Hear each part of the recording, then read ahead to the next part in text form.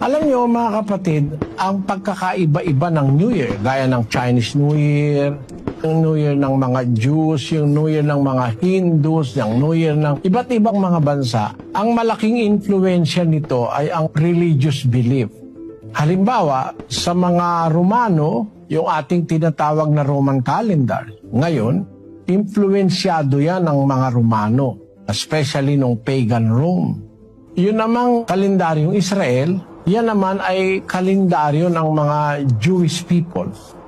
Nag-umpisa yan nung umalis sila sa Ehipto, gaya nung sinasabi ng Diyos doon sa aklat ng Exodo, Kapitulo 12, versikulo 2. Nung aalis na sila sa Egypt, nung ililiberate na sila ni Moises, aalis na sila sa paghahari ni Paraon para pumunta sila doon sa lupang pangako sa Kanaan. Ang sabi ng Panginoon kila Moises at kay Aaron, ang buwang ito'y magiging sa inyo'y pasimula ng mga buwan. Siyang magiging unang buwan ng taon sa inyo. Kaya yung Jewish calendar na nag-umpisa nung panahon ni Moises ay iba sa Egyptian calendar.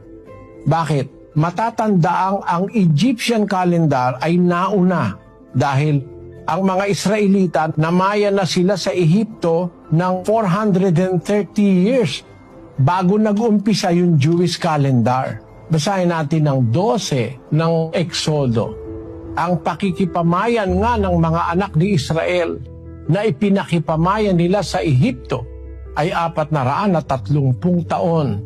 At nangyari sa katapusan ng 430 taon, ng araw ding yaon ay nangyari na ang lahat ng mga hukbo ng Panginoon ay umalis sa lupain ng Ehipto. On that very night, nag-umpisa naman ang calendar ng Jewish people. Kaya magkaiba sila ng calendar ng Egyptian calendar kasi 430 years nang namayan sila sa Ehipto, and even before they settled in Egypt, meron ng Egyptian calendar. Mas matanda yung Egyptian calendar kaysa sa Jewish calendar. At ganun din naman itong Roman calendar. Mas matanda naman yung Jewish kaysa dito sa Roman calendar. At yun naman Chinese na calendar, matanda rin yun kasi matanda na rin ang dynasty ng Chinese people kung saan nag-umpisa yung kanilang calendar. So, ang masasabi natin, yung mga kalendaryo at yung mga taon na binibilang sa mga kultura at sa mga bansang magkakaiba, most of the time, influensya ng kanilang religious belief.